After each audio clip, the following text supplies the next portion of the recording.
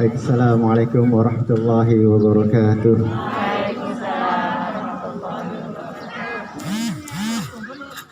Alhamdulillahilladzi hadana lihada wa dinil Islam wa 'allamana al-Qur'an wa khairan kalam wa ja'ala an-nura wal haya wa shifa lima fis sudur. Asyhadu an la ilaha illallah wahdahu la syarika lah wa asyhadu anna Muhammadan abduhu wa rasuluhu la nabiyya ba'dah. Allahumma salli ala Muhammad wa ala alihi wa ashabihi wa man tabi'ahum bi ihsanin ila yaumil qiyamah. Amma ba'd. Bismillahirrahmanirrahim. Rabbi shrah li sadri wa yassir li amri wahlul 'uqdatam min lisani yafqahu qawli. Ya hayyu ya qayyum bi rahmatika astaghith aslih li sya'ni kullah wa la takilni ila nafsi tarfata 'ain. Baik Ustaz dan Ustazah sekalian yang saya hormati, sekarang saya gugup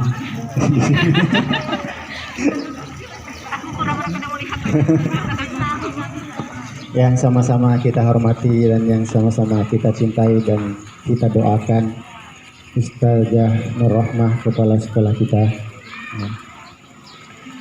Saya mengenal beliau, jujur beliau adalah termasuk orang yang lembut hatinya. Orang yang lembut hatinya.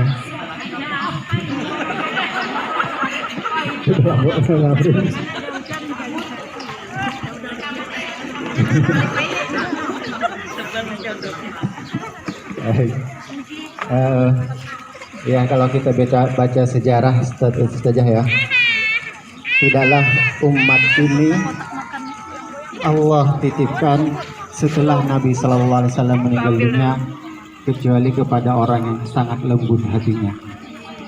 Siapa Ustazah? Setelah Rasulullah siapa? Abu Bakar As-Siddiq radhiyallahu anhu. Dari mana kita tahu Abu Bakar itu hatinya sangat lembut? Ketika Rasulullah SAW itu dalam sakitnya beliau, dalam sebuah riwayat disebutkan beliau sakit menjelang meninggal itu adalah 13 hari. Riwayat lain menyebutkan 18 hari, di riwayat lain juga ada menyebutkan 19 hari beliau sakit kemudian baru meninggal dunia. Nah, ketika Rasulullah sallallahu alaihi wasallam itu sakit, maka Rasulullah menyuruh Aisyah, menyuruh Abu Bakar untuk mengimami manusia untuk sholat berjemaah pada waktu itu. Kemudian Aisyah mengatakan bahwa ya Rasulullah, jangan Abu Bakar yang menjadi imam, karena beliau adalah orang yang sangat mudah sekali menangis. Jadi Abu Bakar itu ketika dia sholat untuk menyelesaikan Al-Fatihah itu saja sudah membutuhkan waktu yang lama karena saking lembutnya hati beliau. Bahkan ketika beliau takbir dan mulai membaca Allahumma ba'id baini baina khotoyaya, beliau sudah gemetaran dan mulai menangis saking kelembutan hati Abu Bakar As-Siddiq radhiyallahu anhu.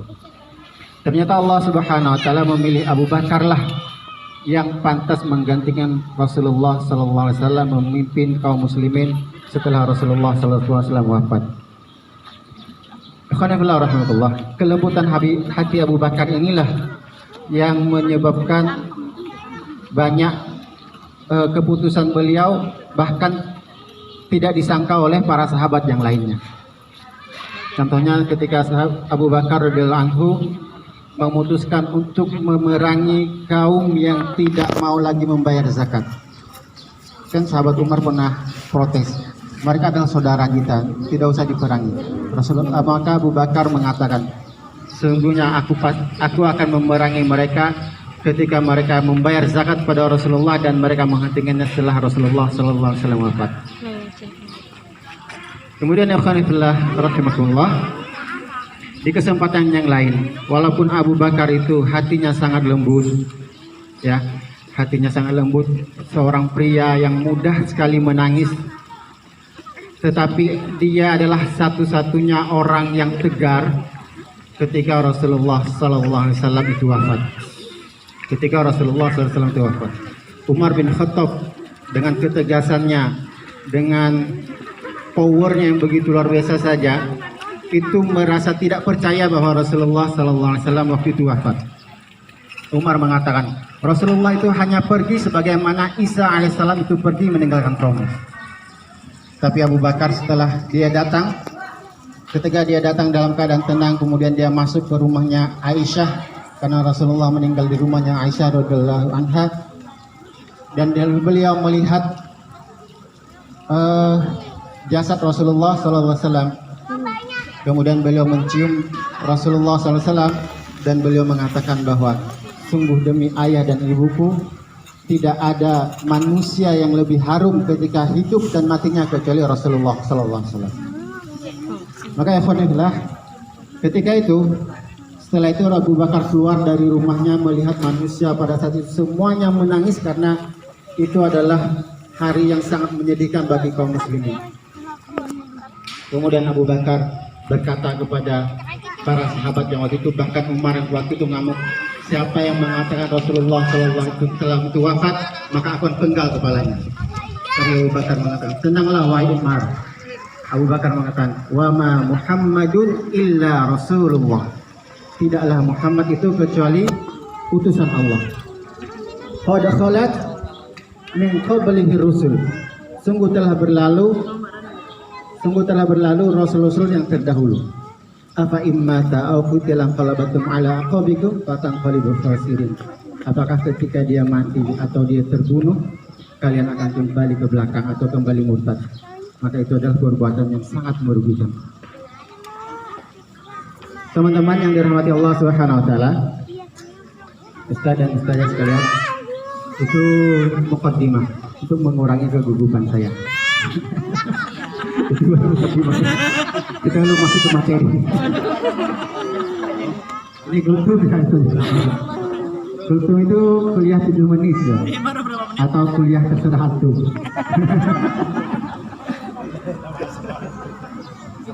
Baik. Kita coba masuk ke materi tentang puasa. Ayat yang populer yang kita hafal, insyaallah hafal semua tentang Ramadan itu ayat surah Al-Baqarah ayat 183 sampai 180 berapa saja? Yang bisa jawab dapat hadiah dari kepala sekolah. Hadiahnya S. Dapat hadiah buka bersama. Sampai 183. Dari 183 sampai 187 dapat hadiah. Tepuk tangan buat Serati. Nanti setelah acara menghubungi panitia. Baik, dari ayat 183 Allah Subhanahu wa taala menurunkan ayat syariat tentang puasa. Kalau kita buka tafsir Ibnu Katsir, maka ayat yang 183 itu diturunkan di bulan apa? Ada yang tahu? Diturunkan di bulan Sya'ban. Di tahun ke berapa? Tahun kedua Hijriah. Jadi tahun kedua Hijriah, ayat ya ayyuhalladzina amanu kutiba alaikumusiyam kama kutiba alal ladzina min qablikum la'allakum tattaqun. Ayat itu diturunkan di bulan Sya'ban di tahun kedua Hijriah. Maka teman-teman sekalian, dari ayat inilah kita bisa menghayati nanti supaya kita bisa benar-benar menikmati setiap ibadah di bulan Ramadan. Kita coba kupas sedikit. Di bulan Ramadan Allah Subhanahu wa taala berfirman, ya ayyuhalladzina amanu. Ya ayyuhalladzina amanu itu turun di tahun kedua Hijriah. Berarti kalau dihitung dari tahun 1 kenabian, berarti ada berapa belas tahun ayat ini turun? Dari tahun 1 kenabian berarti ayat ini turun setelah 15 tahun kenabian. Nabi kan berada di Mekah 13 tahun. Kemudian di tahun kedua di Madinah maka turunlah ayat tentang syariat puasa. Maka modal utama kita untuk benar-benar menikmati puasa ini, Allah mengatakan ya ayyuhalladzina amanu, harus dengan iman. Tidak bisa kita menjalankan ibadah puasa hanya sekedar kita seorang Islam. Tidak cukup. Tidak cukup kita menikmati ibadah puasa hanya sekedar kita seorang Islam, tapi Allah memberi sinyal bahwa untuk kita menikmati ibadah puasa harus kita nikmati dengan iman. Sebagaimana juga Rasulullah memberi sinyal itu ketika hadis Rasulullah mengatakan, dua hadis tentang ibadah Ramadan. Rasulullah mengatakan, man shauma ramadhana imanan wa ihtisaban ghufira ma taqaddama min dhanbi. Kemudian amalan yang kedua tentang Ramadan, Rasulullah mengatakan, man qama ramadhana imanan, tentang iman. Lagi-lagi ditekankan tentang iman. Jadi kalau kita benar-benar mau menikmati ibadah Ramadan, maka Ramadan ini harus benar-benar kita sambut dengan keimanan kita kepada Allah Subhanahu wa taala. Kita lanjutkan lagi. Kutiba 'alal ladzina kutiba 'alaikumusiyam, diwajibkan atas kalian berpuasa. Nah, puasa ini Mu'adz bin Jabal radhiyallahu anhu mengatakan bahwa puasa ini mempunyai 3 tahapan. Dalam hadis Sahih Bukhari dan Muslim disebutkan, sesungguhnya sholat dan puasa itu mempunyai 3 tahapan. Sholat itu mempunyai 3 tahapan sampai seperti kita sekarang ini melaksanakannya. Kemudian puasa juga mempunyai 3 tahapan sampai sekarang ini kita melaksanakannya. Insya Allah nanti kalau saja buka tafsir Ibnu Katsir, maka Ustaz akan menemukan tentang 3 tahapan tersebut, tentang 3 tahapan puasa dan sholat. Itu di tafsir Ibnu Katsir, tafsir ayat ke selanjutnya 184, bukan di ayat yang 183-nya. Di ayat ke 184-nya itu ada perkataan dari Mu'adz bin Jabal radhiyallahu anhu tentang tahapan sholat dan tahapan puasa. Selanjutnya, kama kutiba 'alal ladzina min qablikum, sebagaimana diwajibkan atas umat terdahulu untuk berpuasa. Jadi umat-umat terdahulu syariatnya itu sama seperti kita, yaitu berpuasa. Kalau saja tahu sejak zaman Nabi siapa puasa itu disyariatkan? Dapat hadiah lagi nggak saja Nurmah? Oh iya, sampai bisa jawab sejak zaman Nabi siapa Ustaz syariat puasa itu disyariatkan? Sejak zaman Nabi Adam, Nabi Nuh alaihissalam. Sejak zaman Nabi Nuh alaihissalam puasa itu disyariatkan. Kemudian para ahli tafsir, para sahabat ahli tafsir itu Ibnu Abbas, Ibnu Mas'ud, Abdullah bin Jubair, siapa satunya sahabat ahli tafsir itu ada 3 sahabat ahli tafsir, Ibnu Abbas, Ibnu Mas'ud, satunya Abdullah bin Jabir. Abdullah bin Jabir itu mereka sepakat bahwa puasa umat terdahulu itu puasanya setiap bulan. Jadi setiap bulan itu puasa, yaitu kalau kita sekarang menyebutnya dengan puasa Ayyamul-Bid. Jadi setiap bulan itu puasa 3 hari di pertengahan bulan. Setiap bulan puasanya. Makanya Nabi SAW mengatakan tentang puasa Syawal itu, barang siapa yang menyempurnakan puasa Ramadannya kemudian puasa 6 hari bulan Syawal, maka sama seperti dia berpuasa 1 tahun. Itu puasanya umat terdahulu, puasa 1 tahun. Dan tahapan pertama puasa kita dulu di awalnya ketika Rasulullah pindah ke Madinah, diwajibkan puasa selama 3 hari setiap bulannya. Itu awal hukumnya adalah wajib. Awal hukum Ayyamul-Bid itu adalah wajib. Tapi setelah turun surah Al-Baqarah ayat 185, nah itu yang membatalkan kewajiban puasa Ayyamul-Bid menjadi sunnah, yaitu syahrul Ramadan alladzi unzila fihil Qur'an dan seterusnya. Itu yang menjadikan batal kewajibannya, kemudian hukum wajibnya menjadi sunnah setelah turun surah Al-Baqarah ayat 185, yaitu syahrul Ramadan alladzi unzila fihil Qur'an. Baik, itu menurut tafsir para sahabat. Kemudian Hasan Al-Basri mengatakan sesungguhnya umat terdahulu itu diwajibkan puasa selama 1 bulan di bulan Ramadan sama seperti kita. Dia menukil dari riwayat hadis yang diriwayatkan oleh sahabat Ibnu Umar atau Abdullah bin Umar radhiyallahu anhuma, bahwa umat-umat terdahulu itu berpuasa 1 bulan. Jadi khilaf antara ahli tafsir ya. Ada yang mengatakan 3 hari berturut-turut setiap bulannya, ada yang mengatakan bahwa 1 bulan sama seperti kita sekarang ini. Kemudian ayatnya mengatakan kutiba la'allakum tattaqun, agar kalian menjadi orang yang bertakwa. La'alla itu kalau kita baca tafsirnya, kata la'alla itu bukan mudah-mudahan. Walaupun sebenarnya mudah-mudahan kalian bertakwa itu betul terjemahan, tapi para ahli tafsir menyebutkan kata la'alla itu adalah kepastian. Pasti kalian akan bertakwa kalau kita benar-benar menjalankan ibadah Ramadan dengan iman, dengan wahtisaban, maka kita pasti akan mencapai derajat takwa. Ketika sudah mencapai derajat takwa, maka Allah akan memberikan reward. Rewardnya apa? Rewardnya adalah wajannatin arduhas samawati wal ard uiddat lil muttaqin, yaitu surga yang luasnya lebih luas daripada langit dan bumi. Uiddat lil muttaqin, disiapkan untuk orang-orang yang bertakwa. Jadi kalau kita memang benar-benar mau menikmati ibadah Ramadan, maka syarat pertama kita nikmati ibadah Ramadan kita dengan iman. Dan insya Allah ketika kita menikmatinya dengan iman, maka setiap rangkaian ibadah Ramadan kita akan menjadi nikmat.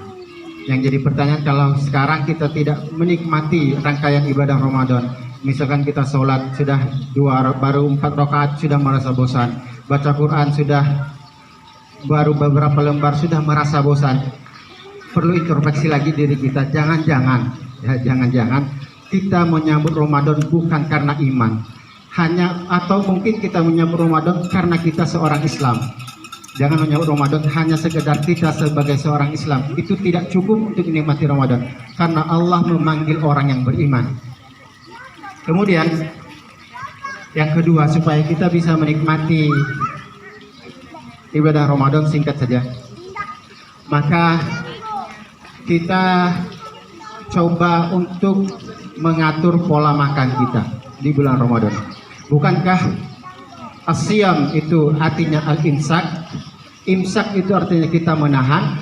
Jadi selama 1 bulan coba kita menahan pola makan kita.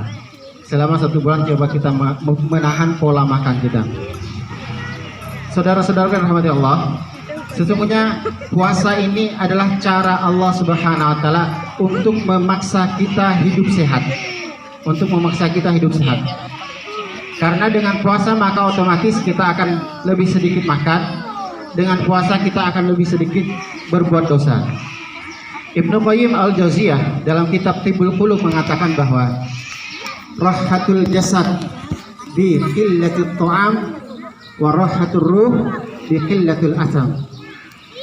Kemudian saya ulang, rahatul jasad bi qillatil ta'am wa rahatul ruh bi qillatil asam. Artinya adalah istirahatkanlah jasad kita dengan sedikitnya makan.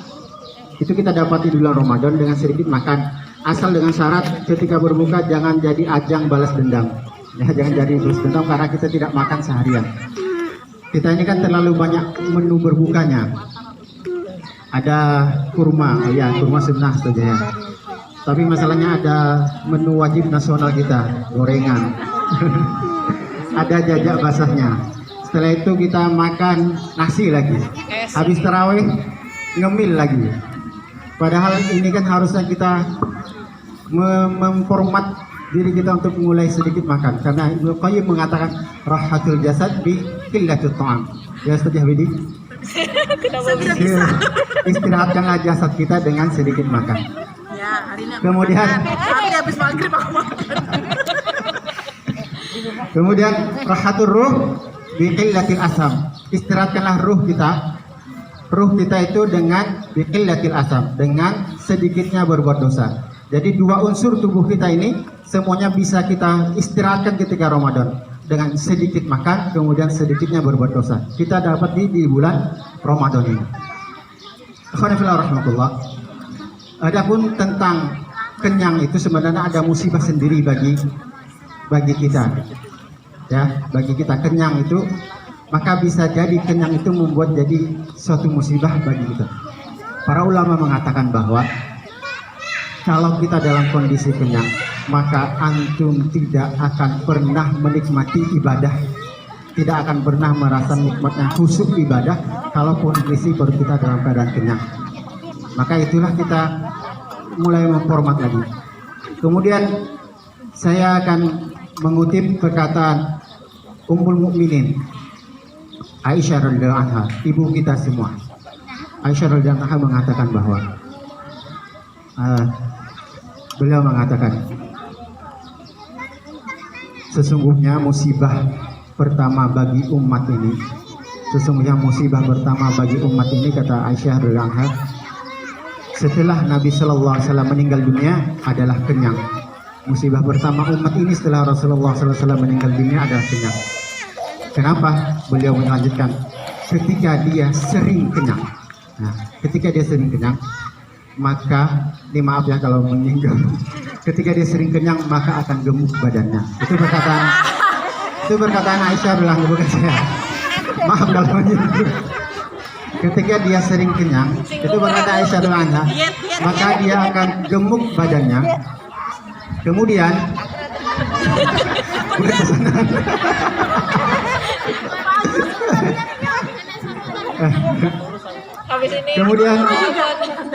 kemudian Aisyah juga melanjutkan bahwa ketika dia sering kenyang, maka orang itu akan lemah panglimanya.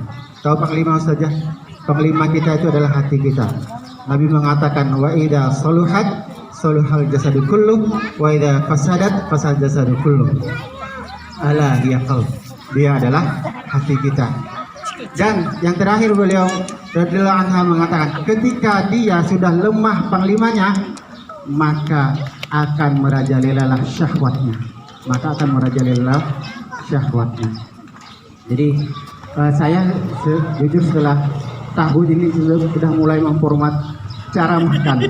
Jujur saya dulu kalau makan porsi catering kita tuh kurang kalau satu. Wah, ini masih lapar. Ada makanan kedua. Jadi setelah tahu tentang ini, coba untuk mereset dan memformat kembali cara makan saya. Kita tutup.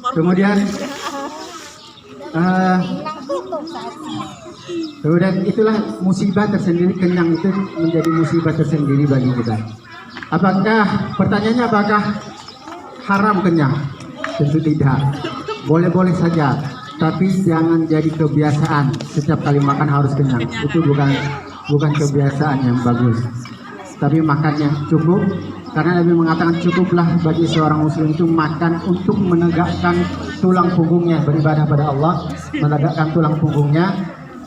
Kemudian kalaupun dia harus makan, kata Nabi, kalaupun dia harus makan, maka dibagi sepertiga untuk makanan, sepertiga untuk minuman, dan sepertiga lagi untuk udara, sepertiga lagi untuk udara. Sudah jam 6. Yang terakhir sebuah riwayat yang menyebutkan bahwa setelah ini kita baru berdoa. Yang terakhir sebuah riwayat menyatakan bahwa ketika Rasulullah SAW duduk bersama para sahabat, maka datanglah seseorang laki-laki yang pada waktu itu dia masih belum masuk Islam. Dia datang kepada Nabi, kemudian Nabi SAW menyuguhinya segelas susu. Kemudian dia minum segelas susu, kemudian ditanyai kepada dia lagi, apa masih mau? Dia mengatakan masih mau. Dia minum lagi, kemudian setelah habis susu di gelas kedua, maka ditanya Nabi lagi, apakah masih mau? Dia bilang mau. Maka disuguhi terus sampai 7 gelas, baru dia berhenti. Sampai 7 gelas. Kemudian di kesempatan lain, ternyata laki-laki itu masuk Islam. Kemudian dia datang lagi kepada Nabi, Nabi coba lagi untuk menyuguhinya susu 1 gelas. Kemudian dia minum 1 gelas itu, kemudian Nabi menanyai lagi, apakah masih mau? Dia mengatakan, cukup ya Rasulullah, cukup ya Rasulullah. Kemudian setelah itu Rasulullah mengatakan, sesungguhnya seorang mukmin itu makan dengan 1 keinginan, dan orang kafir itu akan makan dengan 7 keinginan. Maka Imam Qurtubi rahimahullah mengatakan bahwa 7 keinginan itu disebut dengan syahwat. 7 keinginan itu disebut syahwat. Kita biasanya kalau kita melihat makanan yang dihidangkan dengan tataan yang bagus, maka ada keinginan makan, itu salah satu syahwatnya. Kemudian ada mendengar, oh di sini ada tempat makanan yang enak, maka pengen makan di situ, itu salah satu syahwat yang lainnya. Itu salah satu syahwat. Karena seorang muslim itu dia makan untuk kebutuhan dia beribadah kepada Allah Subhanahu wa taala. Baik, saja. Kemudian Ibnu Qurtubi yang dengan riwayat yang lain mengatakan bahwa sesungguhnya kalau terjadi kelaparan di suatu daerah, sesungguhnya mereka mati bukan karena lapar, tapi karena sesungguhnya mereka mati karena mereka terbiasa kenyang dan tidak biasa lapar. Itu saja yang mungkin saya sampaikan. Mohon maaf apabila ada yang menyinggung, teman-teman sekalian. Tidak bermaksud untuk menyinggung, hanya menyampaikan apa yang saya tahu. Semua mudah-mudahan ini membuat kita mau mengatur lagi pola makan kita supaya kita bisa hidup sehat. Sebagaimana Anas mengatakan bahwa Anas mengatakan, saya bingung kalau menghabiskan sebuah makanan yang banyak di piring karena saya selama 4 bulan tidak pernah kenyang ketika makan. Yang terakhir, insya Allah nanti kita akan berdoa dipimpin oleh Ustadz Aulia. Mohon diaminkan, karena Nabi SAW itu ketika menyampaikan hadis tentang salah satu waktu yang mustajab untuk berdoa, yaitu ketika menjelang berbuka, maka salah seorang sahabat Anas bin Malik radhiyallahu anhu, ketika dia berada di Basrah. Anas bin Malik ini kan meninggalnya di Basrah dan dia punya istana yang besar di Basrah. Kurang lebih anak dan cucunya di rumah itu ada sekitar 100 orang. Ada sekitar 100 orang anak cucu Anas bin Malik. Setiap menjelang berbuka puasa, maka Anas bin Malik mengumpulkan seluruh keluarganya, kemudian dia berdoa dan seluruh keluarganya mengaminkan itu. Mudah-mudahan insyaallah nanti kita akan berdoa, kita akan mencoba mengamalkan amalan yang diamalkan oleh sahabat Anas bin Malik radhiyallahu anhu. Insyaallah nanti akan dibimbing oleh Ustadz Aulia Rahmat. Itu saja yang kami sampaikan. Hadanallahu wa iyyakum ajma'in. Adapun benarnya itu karena semata-mata dari Allah Subhanahu wa taala. Adapun yang salah itu karena diri saya sendiri, kedoifan saya yang masih perlu banyak lagi belajar. Wabillahi taufiq wal hidayah. Assalamualaikum warahmatullahi wabarakatuh. Waalaikumsalam warahmatullahi wabarakatuh.